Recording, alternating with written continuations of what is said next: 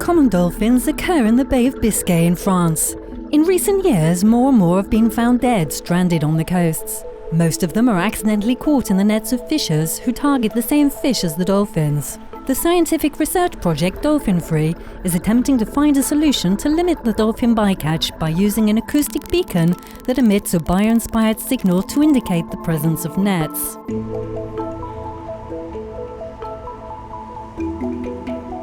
We were already seeing an increase in mortality events in the 90s, which we found then quite worrying, and now we've got more than double the numbers we had at that time.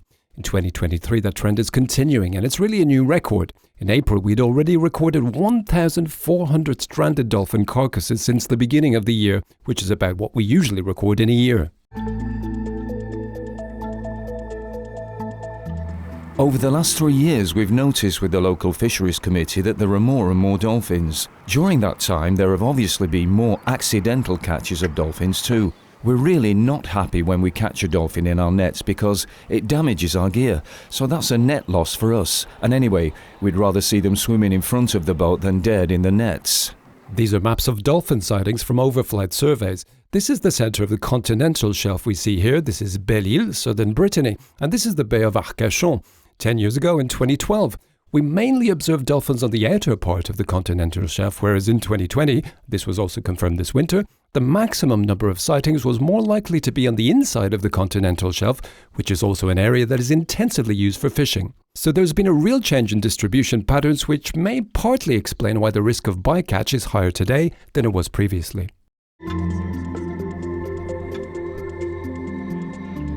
Technological devices that reduce dolphin bycatch are really the solution that professional fishers have been waiting for, because it's the solution that allows fishers and marine mammals to coexist in a sustainable way. We have worked mainly with the gillnet fleet, which is a very, very diversified fleet. There are around 400 vessels that fish with nets throughout the year in the Bay of Biscay.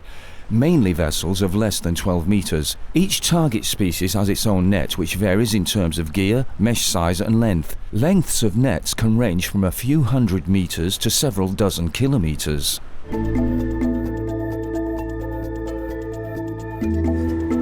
In the context of common dolphin bycatch, we need to develop new acoustic devices to set on nets in order to limit the accidental catches of dolphins.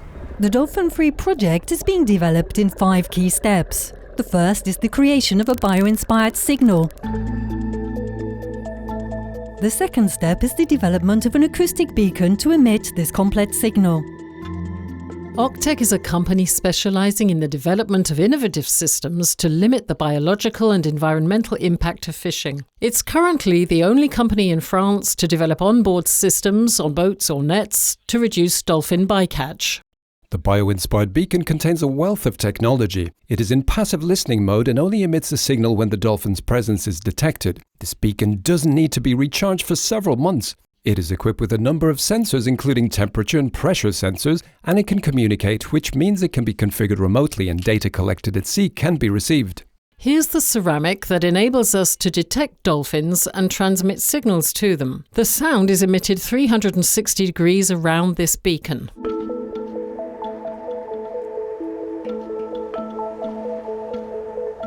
Now we can deploy it in the water. We're going to position it in front of the recording hydrophone. The signal emitted by the beacon is shown here on the oscilloscope. It's a complex signal with a very wide ultrasound frequency range.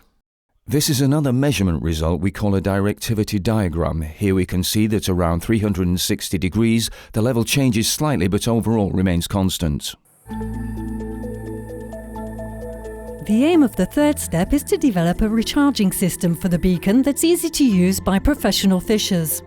We are developing a wireless charging system based on electromagnetic induction, like telephone charging systems, but with very, very tight energy constraints. The aim is to develop a dedicated charger and a recovery system inside the beacon where there is an antenna and an electronic system that allows the beacon to be recharged without contact and above all without handling by the fisher to make all the operations easier. So here's an example of a beacon that is placed in the charger and lights up to illustrate the principle of charging the beacon. The fourth step of the project involves testing the behavioral response of dolphins to the emission from the beacon in the natural environment. As part of the experiments, we have assessed the response of the dolphins to the emission from the DolphinFree beacon. To do this, we counted the number of signals emitted by the dolphins before yellow, during green, and after pink, the emission from the beacon. And so we were interested in the buzz, whistles, and clicks that were counted automatically in each recording.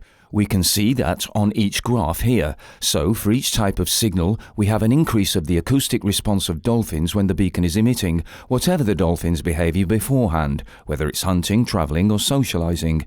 This clearly shows that the dolphins react to the emitted signal. Once the beacon has emitted in pink, we can see that there is a reduction in the number of signals picked up by the hydrophone, and this is because the dolphins are moving away from the area. Visual observations made from the boat and also using a drone show that the dolphins behave attentively when they receive the signal informing them of a danger.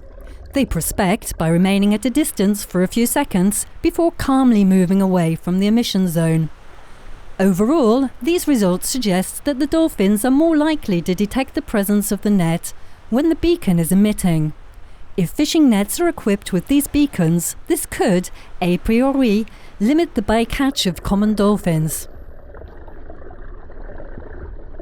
The final phase of the project involved testing the acoustic devices during fishing operations by professional fishers to assess their practicality and their ability to limit bycatch. Our main involvement in this project has been to be a test boat in the summer of 2022. For 2 months we had an observer on board and beacons on our nets. The acoustic beacons were tested during more than 1,000 fishing operations in collaboration with 10 gillnet vessels. The results of these tests have helped to improve some features of the beacons to make them more practical to use, such as their size, weight, and the fastening system on the net. This prototype is easy for us to work with. It's true that with this device at least we'll work efficiently and quickly. For the security aspect, it could be in the middle of the nets, every 500 meters, and it's true that the less handling of the system there is, the more secure it will be.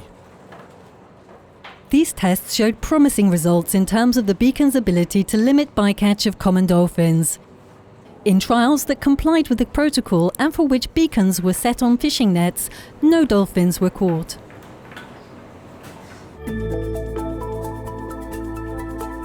Now we need to go further and deploy this device on a larger number of boats to validate their effectiveness in limiting bycatch. In 2021, the European Commission served formal notice to France to find solutions to limit common dolphin bycatch.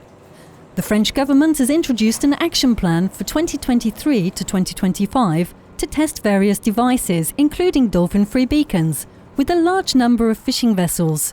The device or devices found to be effective could be made mandatory for French gillnet vessels in the Bay of Biscay. As a follow-up to the DolphinFree project, signals could be designed for other cetacean species impacted by bycatch in order to improve the coexistence between man and these cetaceans worldwide.